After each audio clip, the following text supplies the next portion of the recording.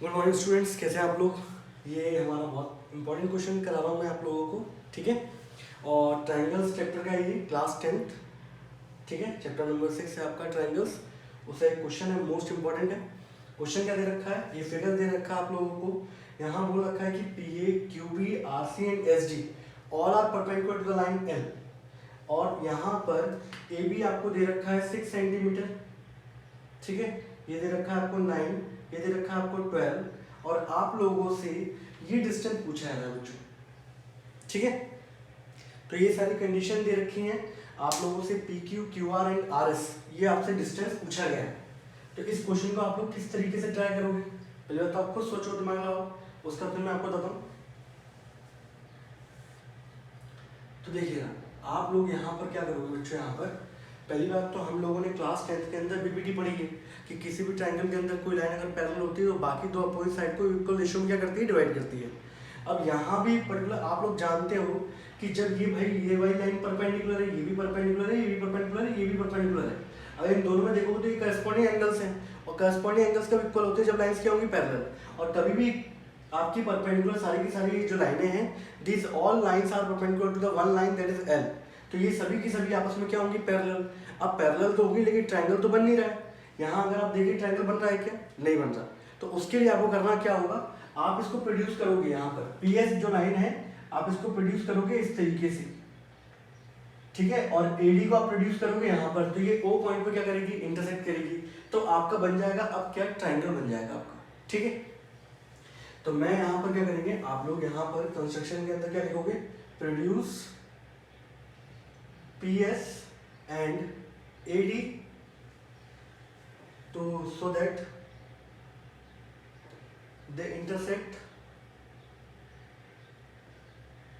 Each other at किस point पे करेगी, ओ पॉइंट, ठीक है। अब इसका फायदा क्या हुआ, आपको ट्रायंगल मिल जाएगा, ठीक है। अब मैं डायग्राम बनाता हूँ। मान लीजिए एक लाइन ऐसी है, एक लाइन इस तरीके की जा रही है, ठीक है।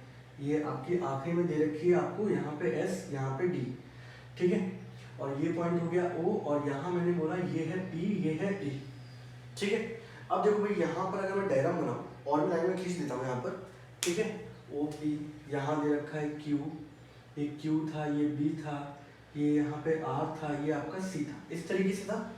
अब ये मेरा ट्रायंगल दिखा आप लोगों को। अब ट्रायंगल में आप लोग सबसे पहले इसके अंदर क्या लिखोगे कि P A Q B R C and S D all lines are perpendicular to one line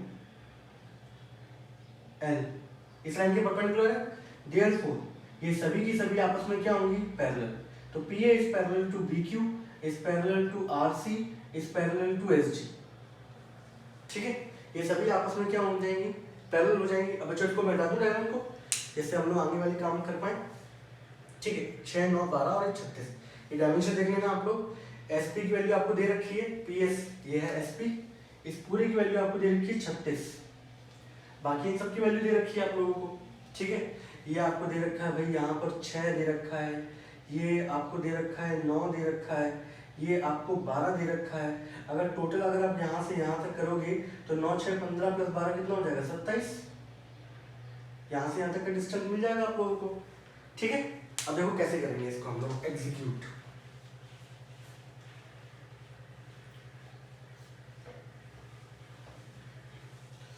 तो अब हम लोग क्या करेंगे बच्चों, यहाँ पर कैसे लेके चलना है आप लोगों को। अब भाई यहाँ पे ये सभी लाइंस आपको पैरेलल दिख रही हैं। अब ट्रायंगल में कौन सी लाइन किसको लेके चलोगे, बच्चा ऐसा नहीं कि पर्टिकुलर आप लोग ये कर नहीं पाओगे, आप लोग कर लोगे, बस इसमें थोड़ा सा आपको समझने में टाइम लगेगा कि इसको मैं लेके चलूँ।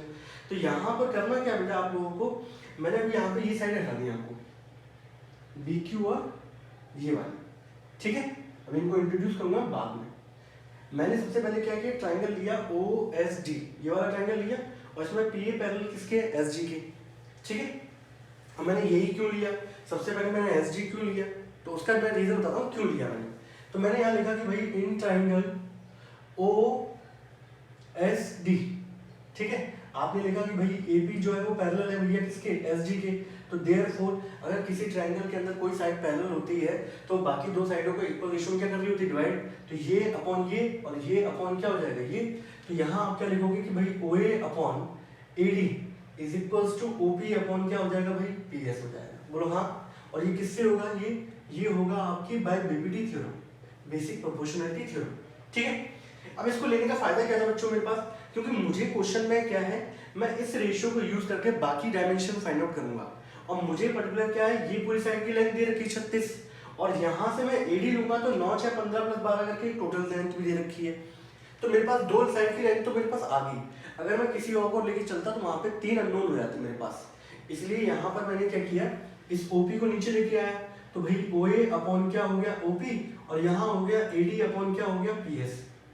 Now OA upon OP is equals to, AD की वैल्यू बच्चों दे रखी है 27 और PS की वैल्यू दे रखी है 36, 9 से आप काटोगे 9 3 जा 9 4 जा, तो यहाँ से भाई OA अपॉन OP का जो रेशियो आ गया वो आ गया 3:4, सही है। इसको मैंने बोल दिया फर्स्ट, इस कंडीशन को मैंने बच्चों क्या बोल दिया, फर्स्ट बोल दिया। यहां तक कोई डाउट है किसी को, ठीक है। तो यहां से मैं क्या करूंगा, अब ये जो रेशियो है इसको मैं यूज करके बाकी दोनों साइडें निकालूंगा, ठीक है।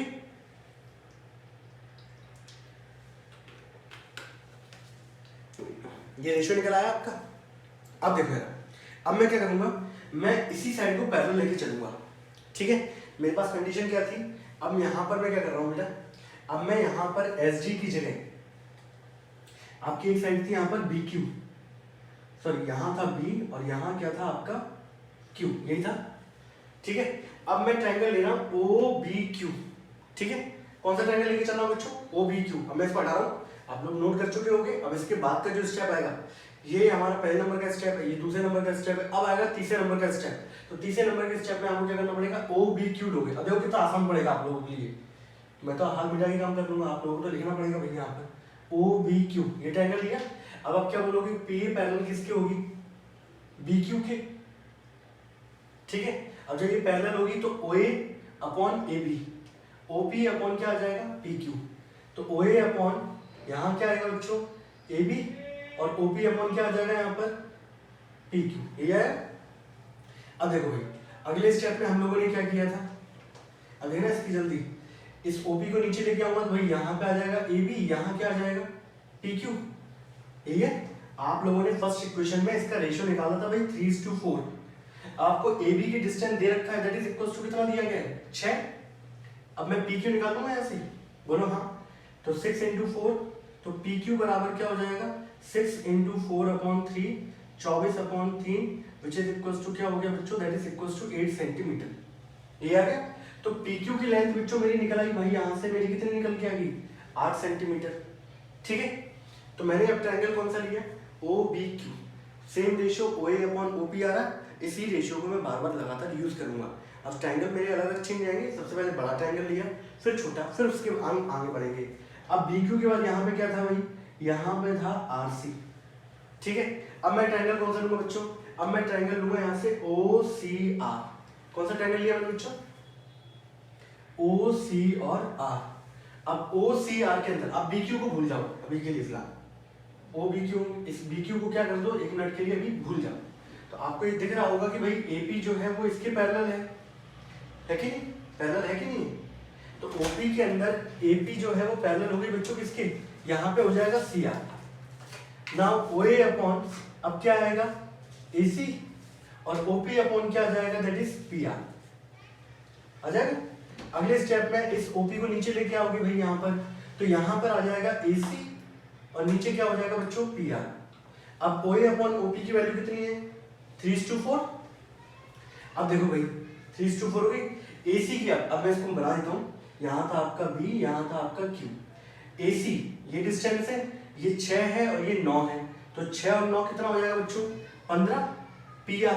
PR जो मिलके बन रहा है वो किससे मिलके बन रहा है भाई, वो PQ प्लस किससे मिलके बन रहा है, दैट इज QR, ठीक है। अगर आप इसको काटोगे, यहाँ पर एक काम करता हूँ 3 से काटता हूँ तो 3 5 से कट जाएगा, यहाँ 1 बचेगा, 1 का मल्टीप्लाई जब इससे होगा, क्रॉस मल्टीप्लिकेशन करोगे आप, तो 1 का मल्टीप्लाई P से होगा, PQ प्लस QR हो जाएगा, और यहाँ पे 4 × 5 कितना हो जाएगा, दैट इज 20। आप लोगों ने पी क्यू की वैल्यू निकाल चुके, दैट इज 8। तो 8 plus Q R is equal to हो गया बच्चों 20। तो यहां से क्यू आर की वैल्यू आ जाएगी 12 सेंटीमीटर। आपकी ये भी डिस्टेंस निकल आया भाई, ये डिस्टेंस कितना निकल के आ गया 12 सेंटीमीटर।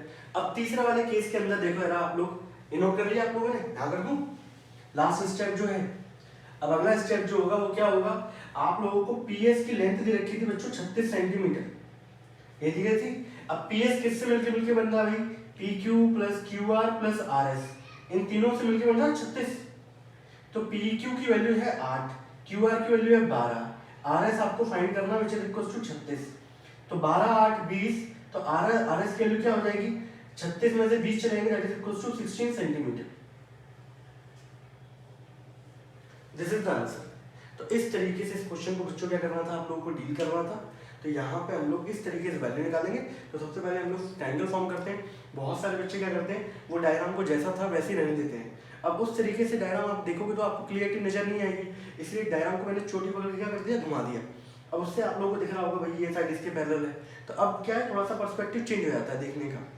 ठीक है, बताइएगा आप लोग कैसा क्वेश्चन लगा आप लोगों को ये।